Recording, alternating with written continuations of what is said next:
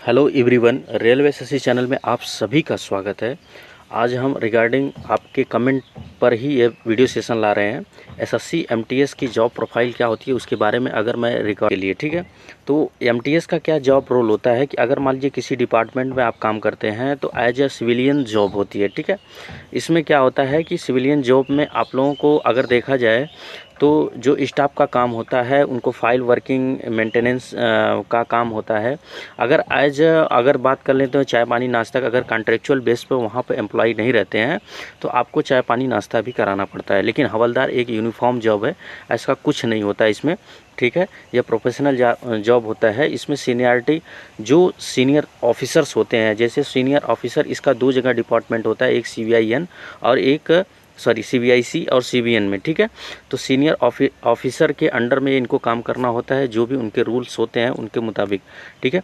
Physical की अगर मैं बात कर लेता हूं, अगर मैं खासकर यहाँ पर जो भी वीडियो आपको एसएससी हवलदार के लिए बेस पे बना रहा हूँ, आफ्टर 3 मंथ्स में आपका एग्ज़ाम होने वाला है। प्रीवियस वीडियो में आप देख चुके हैं कि मैंने उस पर वीडियो बना दिया है कि कब तक इसका फॉर्म अप्लाई डेट होगा और वैकेंसी भी कैसे इंक्रीज हो गई है, ठीक है। तो यहाँ पर हम फिजिकल की बात करने वाले हैं। फिजिकल को बिल्कुल भी इत्मीनान से छोड़िएगा नहीं, वीडियो के लास्ट तक बने रहिएगा, आपके सारे डाउट्स इसमें क्लियर होने वाले हैं, ठीक है। तो अगर मैं यहाँ पे बातें कर लेता हूँ तो मेल कैंडिडेट के लिए अगर हाइट यहाँ पे देखा जाए तो 157.5 सेंटीमीटर है, ठीक है। अगर यहाँ पे फीमेल कैंडिडेट है तो उसकी हाइट होनी चाहिए 152 सेंटीमीटर मिनिमम उनका 48 केजी वेट होना चाहिए। जो आपका क्राइटेरिया है चेस्ट में आप 81 होना चाहिए और फुलाव के साथ 86 सेंटीमीटर आपका स्पेंस ब्रेस्ट फुला होना चाहिए, ठीक है, चेस्ट फुला, सॉरी। और यहाँ पे अगर मैं साइकिलिंग की बात कर लेता हूँ तो मेल के लिए 8 किलोमीटर की साइकिलिंग 30 मिनट में कवर करना होता है। यहीं पर 1600 मीटर का वॉक करना होता है, वो भी आपको समय मिलेगा 15 मिनट, ओनली मेल कैंडिडेट के लिए, ठीक है। फीमेल कैंडिडेट के लिए 3 किलोमीटर की साइकिलिंग होगी, 25 मिनट का समय दिया जाएगा उनको, और 1 किलोमीटर का वॉक होगा, 20 मिनट का समय यहाँ पे दिया जाएगा। तो आपका एक एक पॉइंट इसमें क्लियर होने वाला है। वीडियो सेशन अच्छा लग रहा है तो प्लीज़ चैनल को लाइक से सब्सक्राइब जरूर कर लीजिएगा, इसी तरह से ऑफिशियल ऑथेंटिक जानकारी के लिए। वर्क की बात कर लेते हैं तो वर्क में मैंने आपको बता दिया किस तरह का यहाँ पर जॉब होता है। अगर एमटीएस की बात कर लेते हैं तो ये मल्टीटास्किंग स्टाफ होता है। मल्टी का मतलब हो गया सिर्फ, और जब थ्योरेटिकल अगर इसकी बात कर लेते हैं तो वहाँ पे लिखा भी है कि आपको अदर मतलब जो भी स्टाफ सीनियर स्टाफ्स होते हैं उनके अकॉर्डिंग काम करना पड़ता है। अगर वहाँ पर कॉन्ट्रेक्चुअल स्टाफ नहीं है तो आपको चाय पानी नाश्ता कराने की भी ज़रूरत पड़ सकती है, लेकिन बेसिस वहाँ पे देखा नहीं जाता। तो जो भी काम होता है ऑपरेटिंग का काम होता है, यानी कंप्यूटर ऑपरेटिंग, फाइल वर्किंग का काम होता है, इस तरह का काम आप लोगों को देखने को एमटीएस में मिलता है। तो आज जब मैं बात करने वाला हूँ हवलदार पोस्ट के लिए, अगर हवलदार हैं आप तो हवलदार के लिए वर्क जो हो रहेगा आपको यूनिफॉर्म पोस्ट मिलेगा, ठीक है। ये यूनिफॉर्म वाली जॉब होती है, बहुत ही बेस्ट क्वालिटी की होती है जॉब। इसलिए मैं आपसे बार बार प्रेस करता हूँ, अगर जितने भी बच्चे मेरे रिगार्डिंग के आधार पर फॉर्म को फिलअप कर लिए हैं और अप्लाई कर दिए हैं तो उनका यह डाउट इसमें क्लियर होने वाला है, किस तरह से उनकी तैयारी को कर रखें। आगे वाले प्रोसेस में जैसे जैसे बढ़ते रहेंगे वैसे वैसे हम प्रोसेस को बताते रहेंगे, ठीक है। तो आइए, यूनिफॉर्म है, और यह जो यूनिफॉर्म आपको दिया जाता है यह खाकी वर्दी का होता है। सीनियर ऑफिसर्स के रिगार्डिंग रूल के हिसाब से काम करना पड़ता है वहाँ पे, ठीक है।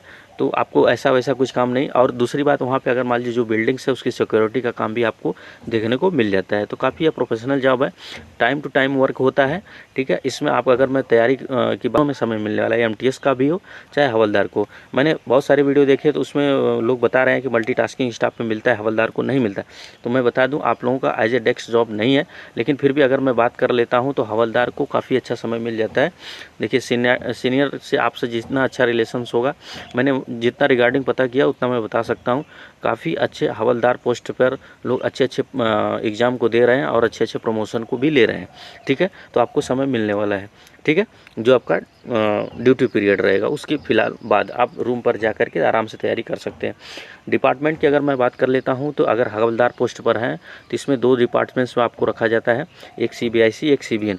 CBN में अगर आपका देखा जाए तो GST और कस्टम डिपार्टमेंट आता है, जहां पर आपको एक वर्दी के जॉब में वहां पर रखा जाता है, GST और कस्टम डिपार्टमेंट, यानी सीनियर ऑफिसर के रिगार्डिंग काम करने के लिए, ठीक है। CBN की बात कर लेते हैं तो CBN नार्कोटिक्स डिपार्टमेंट होता है, वहाँ पर भी आपको रखा जा सकता है, चाहे वो मेल कैंडिडेट हो चाहे फीमेल कैंडिडेट हो, ठीक है। दोनों के लिए काफ़ी अच्छी अपॉर्चुनिटी है। और वर्दी वाली जॉब एक बहुत ही बेस्ट क्वालिटी की जॉब है। आपको मिनिमम क्वालिफिकेशन यानी ओनली 10th पास पर ही आप लोगों को देखने को मिलेगा, ठीक है।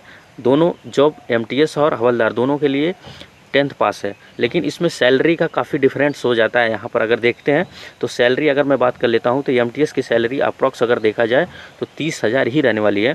अगर यहीं पे हवलदार की बात कर लिया जाए तो अप्रॉक्स इनकी 35। तो सैलरी की अगर रिगार्डिंग देखा जाए तो काफ़ी अच्छी इनकी सैलरी रहने वाली है। 35 के इनकी सैलरी होने वाली है। ठीक है, अगर सैलरी के बाद अगर मैं ड्रेस की बात कर लेता हूँ, क्या सुविधाएं मिलता है, उस पर नेक्स्ट हम वीडियो पे सेशन पे बात करने वाला है। तो अगर आप चैनल पर पहली बार विजिट कर रहे हैं, अगर सेशन अच्छा लग रहा है तो प्लीज़ चैनल को लाइक से सब्सक्राइब जरूर कर लीजिएगा। हमारे चैनल पर सिर्फ आप लोगों को railway SSC through official authentic जानकारी देने का प्रयास किया जाता है। ठीक है, कंपटीशन लेवल की अगर मैं बात कर लेता हूँ तो कंपटीशन इसमें काफ़ी अच्छा देखने को मिलेगा। कंपटीशन इसलिए मैं बता रहा हूँ अच्छा देखने को मिलेगा क्योंकि ओनली 10th पास के लिए वैकेंसी है और इसमें अप्लाई करने वाले अगर देखेंगे तो 10th पास भी रहेगा, 12th वाला भी रहेगा और ग्रेजुएशन में भी लोग अप्लाई कर लेते हैं। ठीक है, तो हाई कंपटीशन है। लेकिन इसमें एक बेनिफिट्स आपका रहेगा कि इसमें ओनली एक एग्ज़ाम है। तो पूरा डेडिकेशन के साथ लगे रहिएगा। जो मैं बताता रहूँ उसको आप गाइड को फॉलो करते रहिएगा। आप एग्ज़ाम पे बहुत करीब हैं। मैंने रेलवे वाले बच्चों को भी काफ़ी सपोर्ट किया है और उनको भी काफ़ी ऑफिशियल ऑथेंटिक जानकारी देने का प्रयास किया है। तो आप लोगों के लिए भी ये उम्मीद है कि जितने भी एसएससी हमारे रिगार्डिंग के थ्रू जुड़े हैं बच्चे, उनको भी काफ़ी अच्छा मदद मिले और सपोर्ट मिले। ठीक है, रिटन एग्जाम की मैं बात कर लेता हूं तो ओनली आप लोगों का सिर्फ इसमें एक एग्जाम होने वाला है। ठीक है, बिल्कुल बेसिक से मैं बता रहा हूं और इस तरह से सेशन क्लियरिटी आपको कोई नहीं बताने वाला है जिस तरह से मैंने आपको यहां पर बताया है। ठीक है, अगर ओनली एग्जाम की मैं बात कर लेता हूं तो इसमें सिर्फ 2 सेशन का एग्जाम होता है, लेकिन एक ही दिन में कराया लिया जाता है। फर्स्ट वाले सेशन में आप लोगों को मैथ्स और रीजनिंग का सेशन देखने को मिलेगा और सेशन सेकंड वाले में इंग्लिश और जीके का। मेरिट किस पर बनती है उस पर हम बात कर लेते हैं। दोनों के लिए समय 45 का समय दिया जाता है। ठीक है, यहाँ पे अगर बात कर लेता हूँ तो मैथ्स में 20 प्रश्न आने वाले हैं और यहीं रीजनिंग के भी 20 क्वेश्चंस पूछे जाने वाले हैं। ठीक है, अगर नंबर्स की बात कर लेते हैं तो एक क्वेश्चन 3 नंबर का होता है, यानी 60 मार्क्स के यह नंबर होते हैं, 60 मार्क्स के दोनों नंबर होते हैं। ठीक है, और इसमें सेशन फर्स्ट में नो नेगेटिव मार्किंग होता है, यानी इसमें कोई नेगेटिव मार्किंग नहीं है। सिर्फ आप लोगों को इसमें क्या करना है, क्वालिफाई करना है। ठीक है, क्वालिफाइंग है। ठीक है, बिल्कुल ध्यान से सुनिएगा।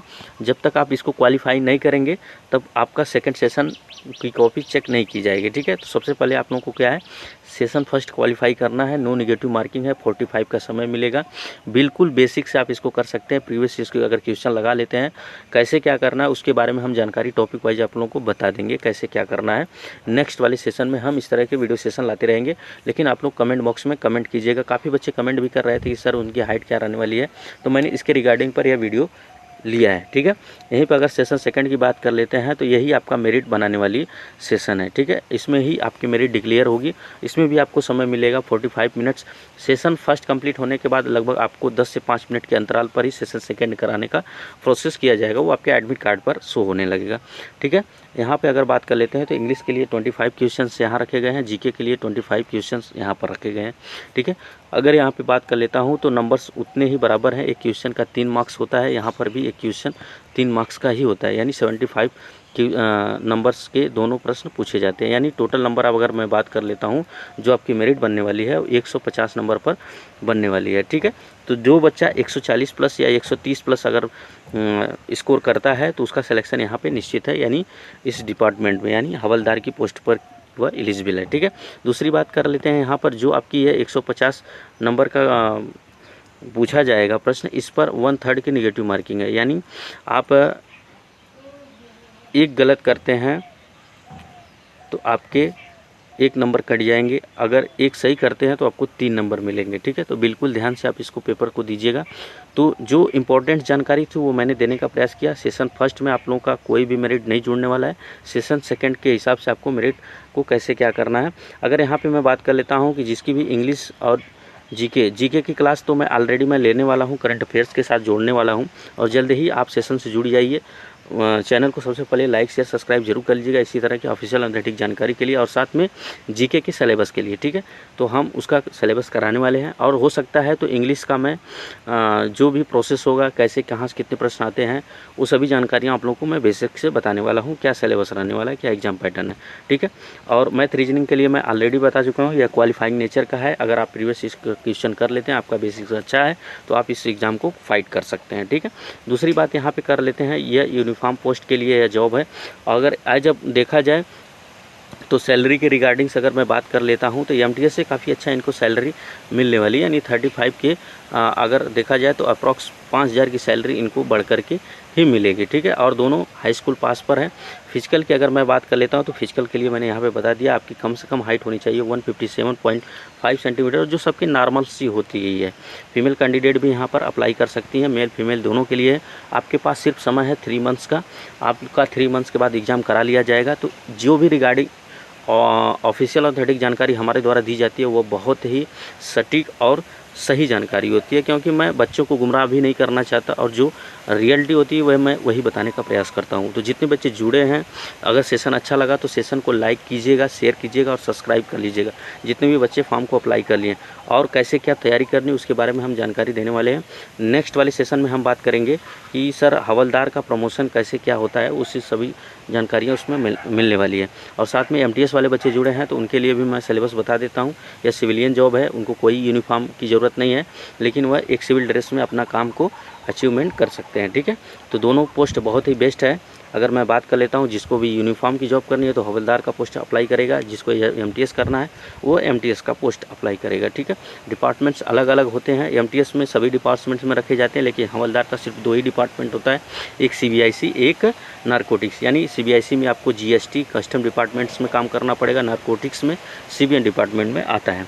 तो काफ़ी अच्छी इसमें सैलरी ग्रोथ देखने को मिलती है। आपके पास समय भी मिलने वाला है अदर एग्ज़ाम की तैयारी करने के लिए, तो बहुत ही मिनिमम क्वालिफिकेशन के साथ आपको बेस्ट अपॉर्चुनिटी दी जा रही है।